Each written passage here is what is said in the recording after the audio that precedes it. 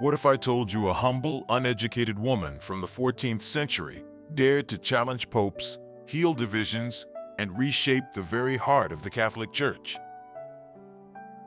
Get ready to journey back in time to an era of plague, political turmoil, and profound faith as we uncover the extraordinary life of Catherine of Siena. Born into poverty, this young woman would rise to become one of history's most influential spiritual figures, a mystic who talked with God and a diplomat who spoke truth to power. How did a simple dyer's daughter achieve such an impossible feat? Stay with us as we peel back the layers of her incredible story, revealing a woman whose courage and conviction still echo through the centuries. Born in 1347 in Siena, Italy, during the terrifying shadow of the Black Death, Catherine Benincasa was the 23rd of 25 children to Giacomo, a dyer, and Lapa, his wife. Imagine that household. From a very young age, it was clear Catherine wasn't like the other kids. At just 6 years old, she experienced her first vision: Jesus Christ enthroned in glory, surrounded by saints right above the local church. This wasn't some childish fantasy for Catherine. It was a profound encounter that set her life's direction. From that moment, her heart was aflame with a singular love for God. As she grew, her family expected her to marry, to live a conventional life. But Catherine had other plans. She wanted to give her whole self to God. To show her resolve, she famously cut off her hair. Her parents were furious, initially trying to force her into marriage, even making her do all the housework as a punishment. But Catherine found a way to turn her own small room into a hermitage within her home, building an inner cell of prayer and contemplation.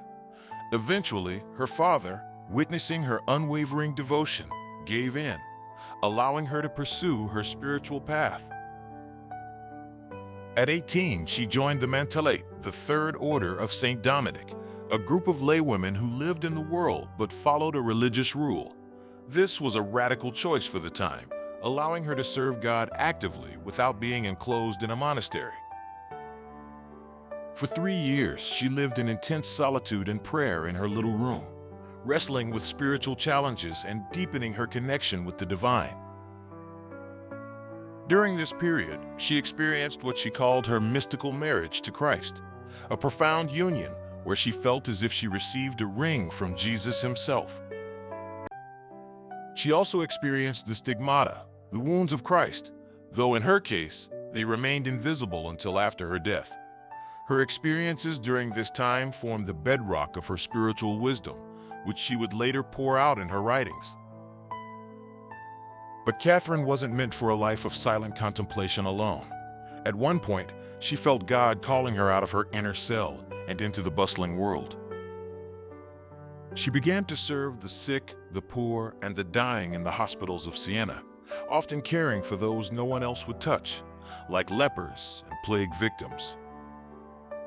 She saw Christ in every person she served, transforming her practical charity into a profound act of love. People started to notice her. Her intense holiness, her clear-sighted wisdom, and her boundless compassion drew others to her. Soon, she had a growing band of disciples, a bella brigata, or beautiful company, who followed her, including priests, friars, and laypeople.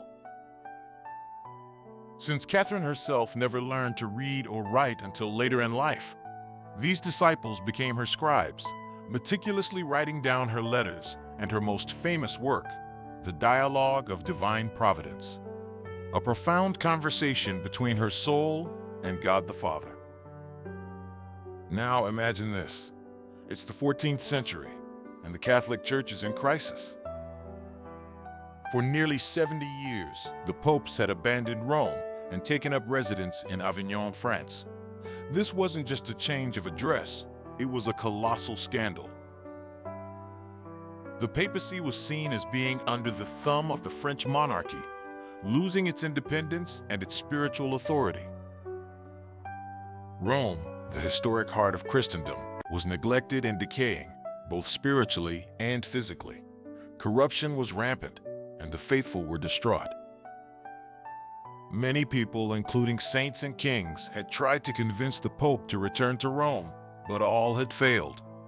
It seemed like an impossible problem, too deeply entrenched for anyone to solve. But God had a different plan, and he would use an unlikely instrument, a humble woman from Siena. Catherine felt a divine imperative to speak out. She began writing fervent letters, not just to bishops and cardinals, but directly to Pope Gregory XI himself. These weren't polite suggestions. They were bold, fearless appeals, often using strong language. She called him Sweet Babbo, but also urged him to be a man, to be a manly man, to fulfill his duty and return to Rome. She didn't mince words about the corruption and the need for reform within the church. Her fame and influence grew, and in 1376, she was invited to Avignon to mediate peace between the Pope and the city of Florence. This was her chance, her direct access to the Pope. Think about the scene. This uneducated woman, barely 29 years old, standing before the most powerful man in Europe, surrounded by his powerful cardinals and advisors.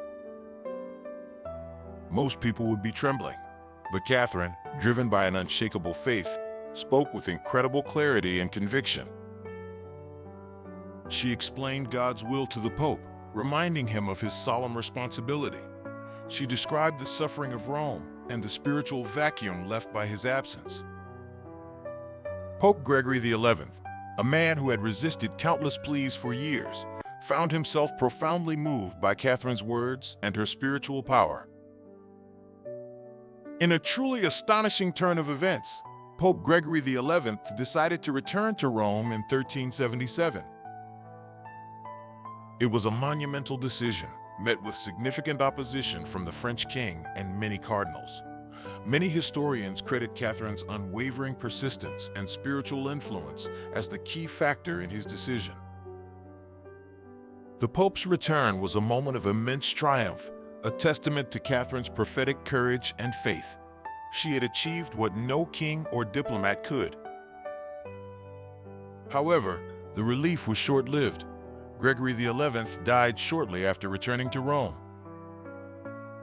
The subsequent election of Pope Urban VI was quickly contested, leading to the devastating Western Schism, where two, and eventually three, rival popes claimed legitimacy. The church was torn apart, a crisis that lasted for decades. Catherine was heartbroken but not defeated. She tirelessly defended Urban VI, believing him to be the rightful pope, writing even more letters, traveling, and rallying support for unity and reform. She poured out her very life force in prayer and action, exhausting herself in the service of the church she loved so deeply.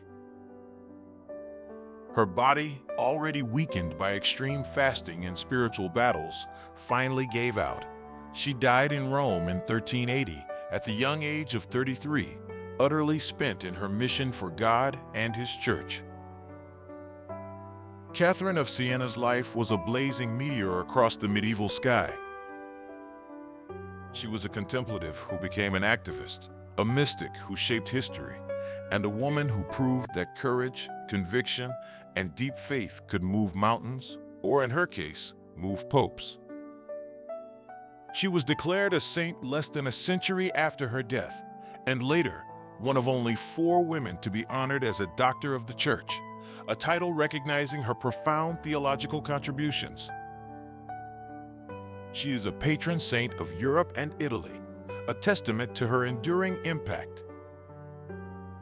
Her story reminds us that true influence comes not from worldly power, but from an unwavering commitment to truth and divine love, a message as potent today as it was 650 years ago.